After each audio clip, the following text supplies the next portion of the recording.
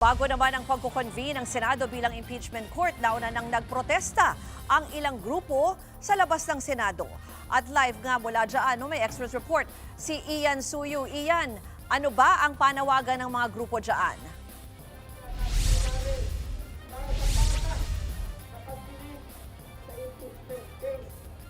Ruth, nagsimula na nga magtipon-tipon ang ilang mga grupo ng mga rallyista dito sa tapat ng Senado para magsagawa ng kilos protesta kasabayan ng pagkukonvene ng mga senador bilang impeachment court na maglilitis kay VP Sara Duterte. Pangunahing panawagan nga nila ay ang paglilitis at ang agaran na desisyon para sa pangalawang Pangulo. Pasado alas 11 ng umaga nang magtungo dito at magmarcha ang grupong Philippine Alliance of Human Rights Advocates mula sa Film Center papunta sa gate ng Senado. Nagsagawa sila ng maiksing programa kung saan kinundena nila ang anilay pag-aagawan ng kapangyarihan sa Senado.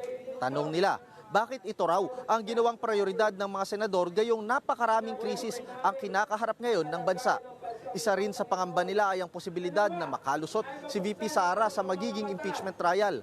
Kahit raw kasi matibay ang ebidensya laban kay Duterte, tingin nila mananaig pa rin ang politikal na interes ng mga senador.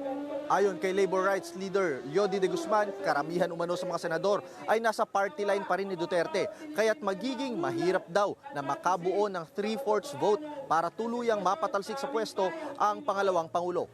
Pakinggan natin ang kanyang naging pahayag. Kasi hindi naman ito mag-uusap sa tama at mali.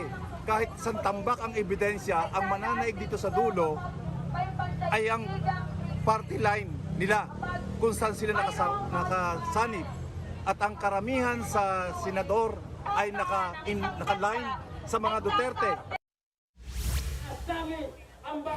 Ruth, kung mapapansin nga ninyo, may isa pang separate na grupo na nagsasagawa rin ng programa ngayon. Ito ay ang grupong Alyansa, Bantay, Kapayapaan at Demokrasya, pati na rin yung Filipinos Do Not Yield Movement. At pareho nga rin sila ng panawagan, yung agarang paglilitis kay VP Sara Duterte, pati na rin yung paghuli kay Bato de la Rosa na kamakailan lang lumabas nga ng Senate building.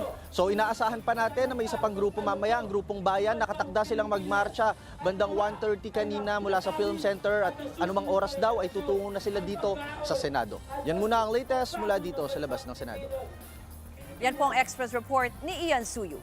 Mga kapatid, Ruth Cabalco, para sa mabilis na pasada ng mga balitang dapat niyong malaman, mag-follow at mag-subscribe sa social media pages ng News 5.